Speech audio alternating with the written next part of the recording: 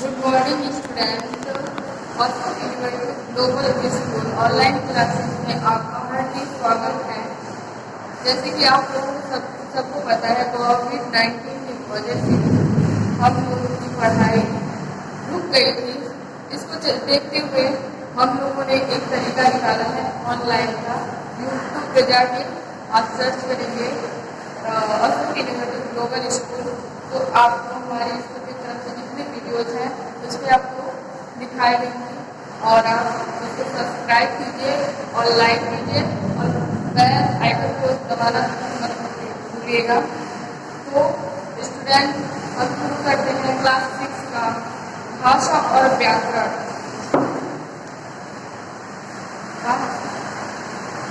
भाषा और व्याकरण, जैसे हिंदी को जानने के लिए व्याकरण की जरूरत पड़ती है, तो अपने ये ग्लोबल स्कूल का ये व्याकरण करना आप स्कूल पे आ गए हैं और बुक आप लोग आके रजिस्ट्रेशन के साथ इसको ले जाइए, क्योंकि बुक रहने पर पढ़ाई में काफ़ी आसानी होती है। तो चलिए स्टूडेंट, हम लोग शुरू करते हैं चैप्टर नंबर 1, जिसका नाम है भाषा और व्याकरण। क्लियरली आपको दिख रहा होगा शायद, भाषा और व्याकरण। तो स्टूडेंट, हम पहले आते हैं भाषा के बारे में जानना बहुत ही आवश्यक है। आप सोच रहे होंगे कि भाषा क्या चीज होती है, इसके बारे में जानना क्यों आवश्यक है। तो स्टूडेंट, इसके बारे में अगर आप नहीं जानते हैं, अगर आपको कोई पूछ लिया कि भाषा किसे कहते हैं, आपको नहीं मालूम है, तो हम आपको छोटे छोटे शब्दों में समझाने की कोशिश करेंगे कि भाषा क्या होती है और भाषा की क्या जरूरतें होती है हमारे जीवन में। तो स्टूडेंट,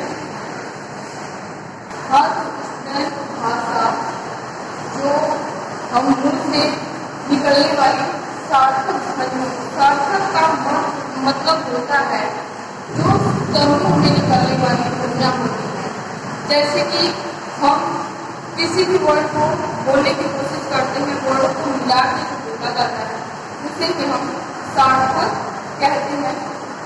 तो भाषा किसे कहते हैं? मुंह से निकलने वाली सार्थक ध्वनियों का जो निर्माण करती है और जिनको हम आसानी से लिखने और बोलने, अपने भाव और विचारों को जिस प्रकार से हम अच्छे तरीके से व्यक्त कर सकें, इसे ही हम भाषा कहते हैं।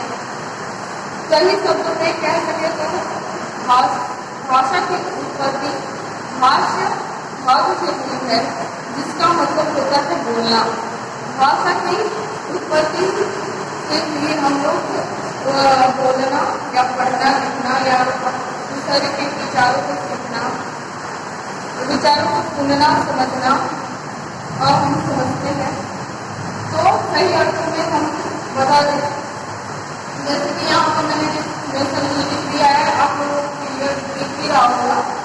तो मुंह से निकलने वाली सार्थक ध्वनियों का निर्माण जो करती है, उनसे वाक्य की रचना होती है, जिससे हम लिखना। ध्यान से इसको समझने की कोशिश कीजिएगा कि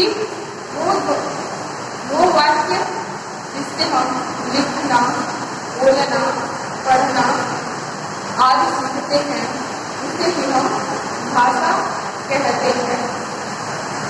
ठीक है, इसमें ये आपका हो गया भाषा। अब हम पढ़ेंगे भाषा के भेद, यानी कि काइंड ऑफ लैंग्वेज।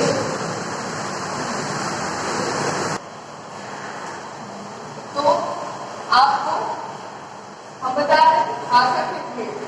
तो स्टूडेंट, भाषा के भेद क्लास 6 के सब्जेक्ट में दो बताए गए हैं, लेकिन साहित्यिक हिंदी में ये इसके 3 भेद होते हैं। पहला मौखिक होता है, दूसरा लिखित होता है और तीसरा सांकेतिक होता है। तो स्टूडेंट, मौखिक किसे कहते हैं इसको जान लीजिए कि मौखिक भाषा उसे कहते हैं जिसको मुंह के द्वारा हम व्यक्त करते हैं, मुंह के द्वारा बोलकर, पढ़कर उसे ही हम मौखिक भाषा कहते हैं। क्लियर तौर पे है, छोटे से छोटा है, जिसको याद करने में कोई प्रॉब्लम नहीं है। अगर आप ध्यान से सुन रहे हैं या समझ रहे हैं तो आपको एक दो बार में आपको याद हो जाएगा कि मौखिक भाषा उसे कहते हैं जिसको हम बोलकर या पढ़कर हम व्यक्त करते हैं, उसे हम मौखिक भाषा कहते हैं। और आते हैं हम लिखित भाषा। बहुत आसान है दोस्तों कि लिखित भाषा हम किसे कहते हैं। लिखित भाषा हम उसे कहते हैं जिसको हम लिखकर या बोलकर, लिखकर, पढ़कर व्यक्त करते हैं, उसे भी हम लिखित भाषा कहते हैं। तो मुख्य तौर पर होता है। फिर हम आते हैं सांकेतिक भाषा में। तो स्टूडेंट क्लास 6 के लोग, बच्चे जितने हमारे हैं, उनके सब्जेक्ट में, हमारे व्याकरण गरिमा में, उनके बुक्स में दो ही दिए हैं। पर साहित्यिक हिंदी में जो व्याकरण है उसमें हम भाषा के लिए 3 पाए जाते हैं, बताते भी हैं हम। जैसे मैंने बताया मौखिक भाषा, दूसरा होता है लिखित भाषा, और तीसरा हम अक्सर यूज करते हैं सांकेतिक भाषा। अगर आप मुंह से नहीं बोल सकते, कोई भी ऐसा काम हो या मजाक हो या ऐसी सीरियस बात हो कि हम नहीं कह सकते, तो हम कुछ बातें संकेतों के द्वारा बोलते हैं। जैसे कुछ संकेत आंखों से होते हैं, कुछ हाथों से करते हैं, तो उसको हम सांकेतिक भाषा कहते हैं। इसका डिफिनेशन हम बताते हैं आपको कि सांकेतिक भाषा वो है जिसको हम संकेतों के द्वारा संकेतों के द्वारा, हाथों से या आंखों के द्वारा हम देखकर या इशारों में अपने विचार व्यक्त करते हैं, उसे हम सांकेतिक भाषा कहते हैं। तो हम आपको क्लियर हो गया होगा।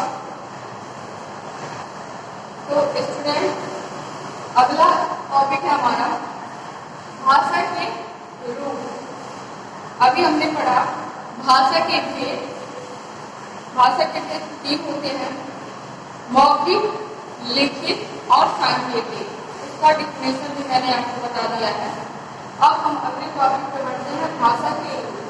तो वैसे तो स्टूडेंट भाषा के कई रूप पाए जाते हैं, लेकिन बेसिक तौर पे या कह लें कि व्याकरण में इसकी उपलब्धि 4 है। पहला है मातृभाषा, दूसरा है प्रादेशिक भाषा, और तीसरा है राष्ट्रभाषा, चौथा है अंतरराष्ट्रीय भाषा। ये 4 भाषाएं पूरे दुनिया में बोली जाती हैं या इसके द्वारा ही भाषाएं यूज होती हैं। तो आइए हम आपको बताते हैं मातृभाषा किसे कहते हैं। तो स्टूडेंट, मातृभाषा हम उसे कहते हैं जो हमको बचपन से सिखाया जाता है। जो बच्चा अगर खड़ा होता है तो उसकी माता के द्वारा जो उसको सिखाया जाता है, उसको ही हम मातृभाषा कहते हैं। या तो कह लीजिए कि मातृभाषा वो है जो हम अपने घर परिवार में बोलने वाले या माता पिता के द्वारा बोले जाने से हम सीखते हैं, उसे भी हम मातृभाषा कहते हैं। बहुत सिंपल अर्थ होते हैं कि जो घर परिवार आदि के द्वारा बोली जाती है, उसे भी हम मातृभाषा कहते हैं। फिर आते हैं प्रादेशिक भाषा। प्रादेशिक भाषा मैं आपको बता दें, भारतीय संविधान में ये भाषा, इन भाषाओं को कम से कम 22 भाषाओं को मान्यता प्राप्त है। तो प्रादेशिक भाषा उसे कहते हैं जो किसी प्रदेश में बोली जाती है, उसे हम प्रादेशिक भाषा कहते हैं। जैसे हो गया उत्तर प्रदेश, मध्य प्रदेश, यहाँ पे भाषाएं हमारी अलग अलग हो जाती हैं, कुछ चेंजेस आ ही जाते हैं। जैसे ले लीजिए, जैसे मध्य प्रदेश में गुजराती का यूज करते हैं या मराठी का यूज करते हैं, और उत्तर प्रदेश में अक्सर सब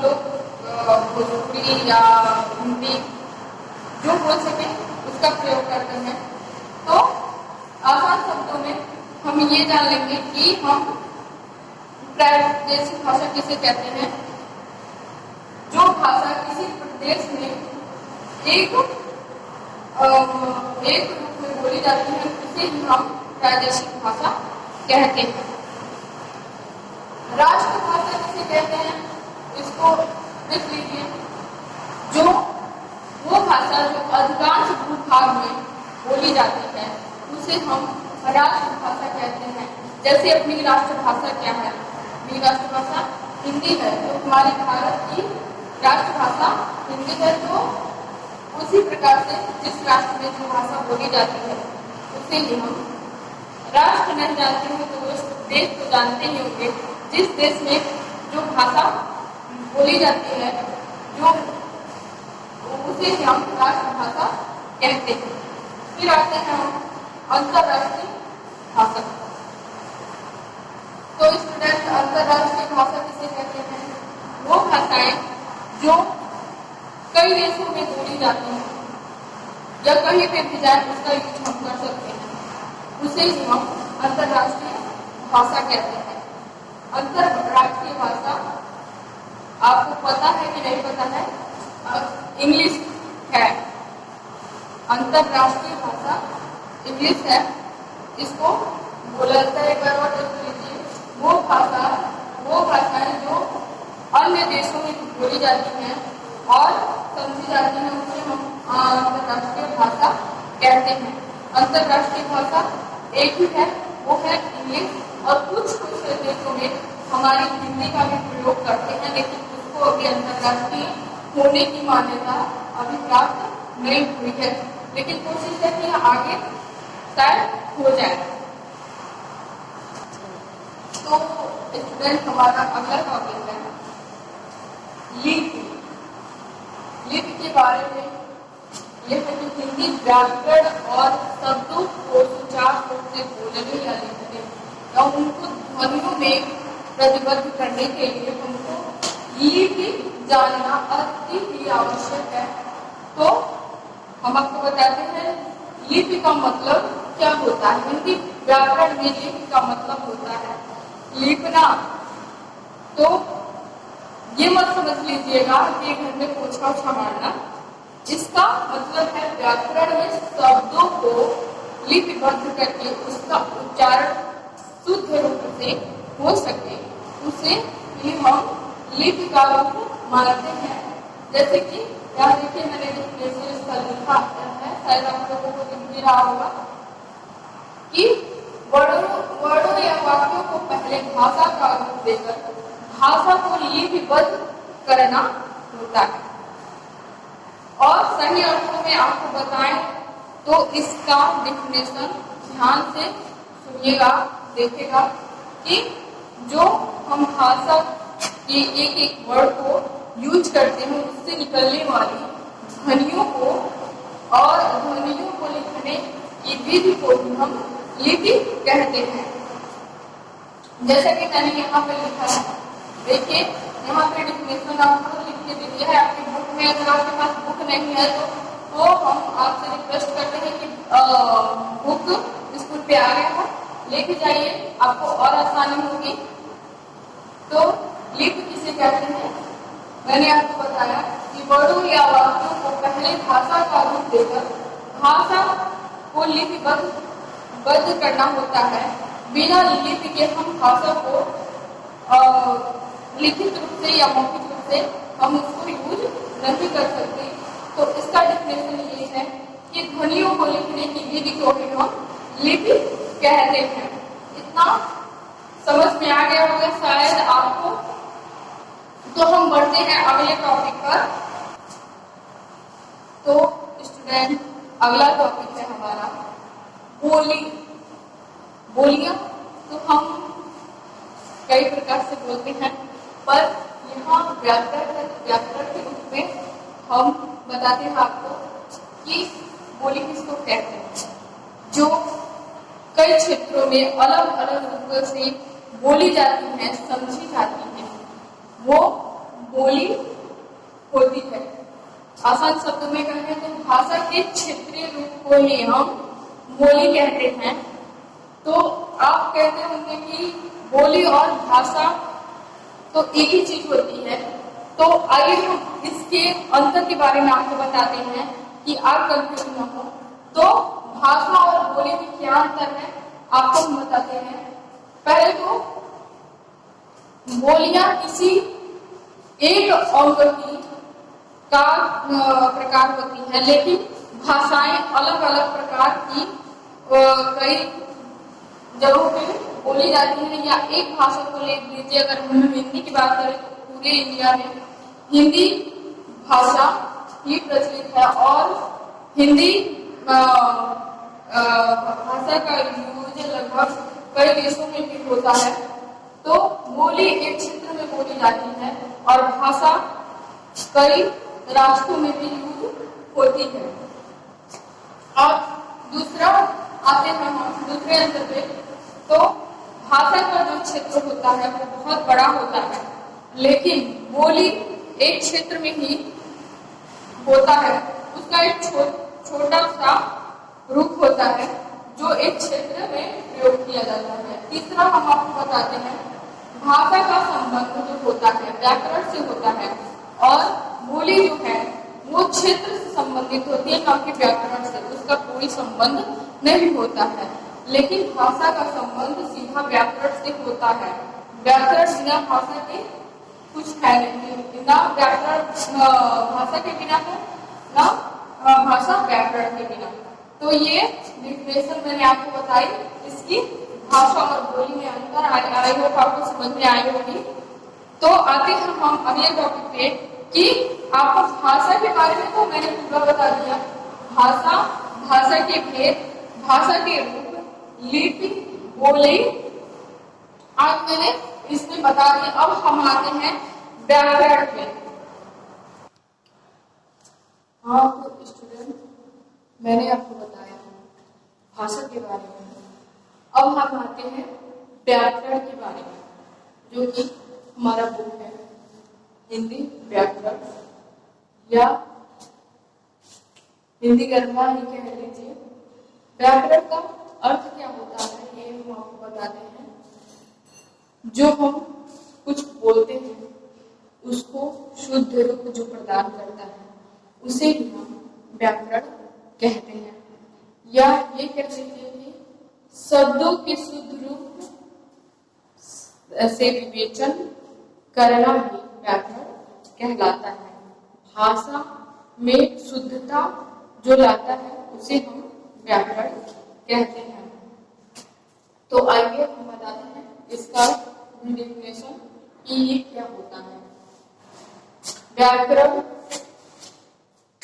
वो होता है जिसको हम जानकर, व्याकरण के बारे में जानकर भाषा को शुद्ध रूप से लिखना, पढ़ना, बोलना आदि सीखते हैं, उसे हम व्याकरण कहते हैं।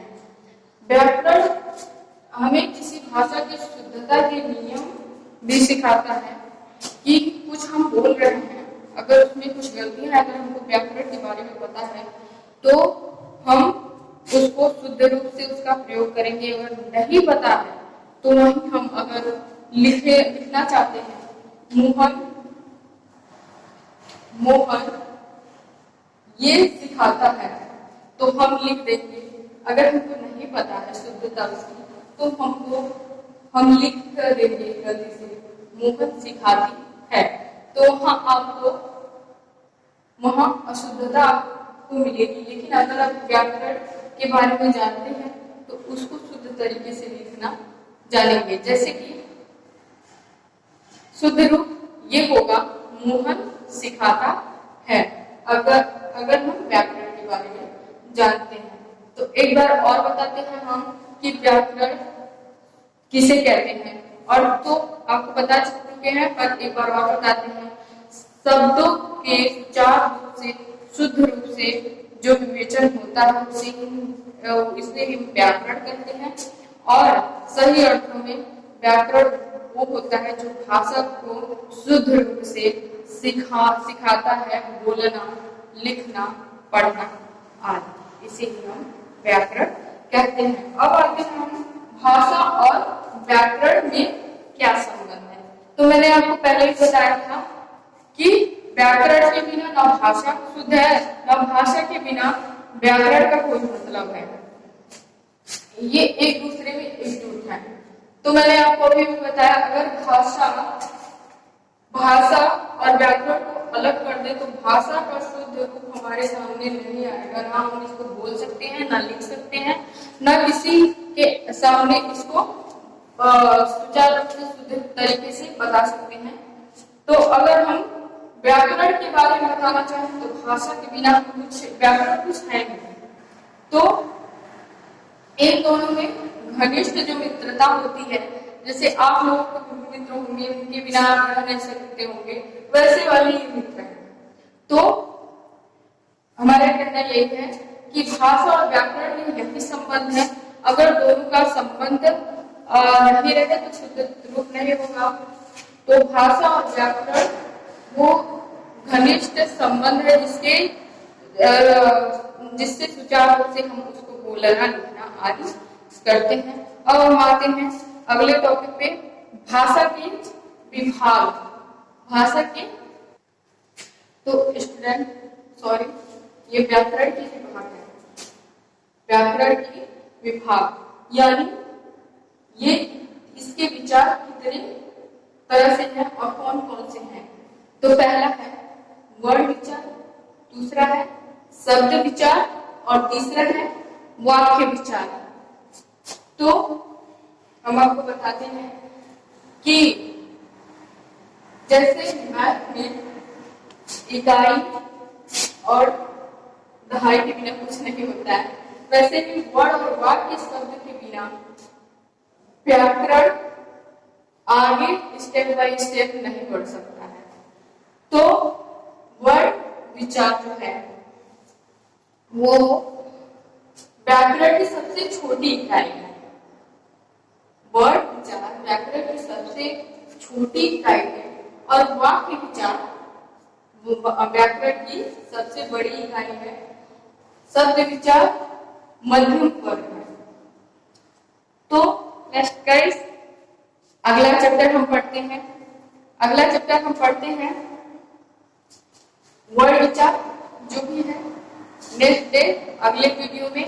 तब तक आप घर पे सुरक्षित रहिए, स्वस्थ रहिए और हमारी ऑनलाइन वीडियो क्लासेस अटेंड करते रहिए, जिससे आपका भी लाभ हो। Bye student.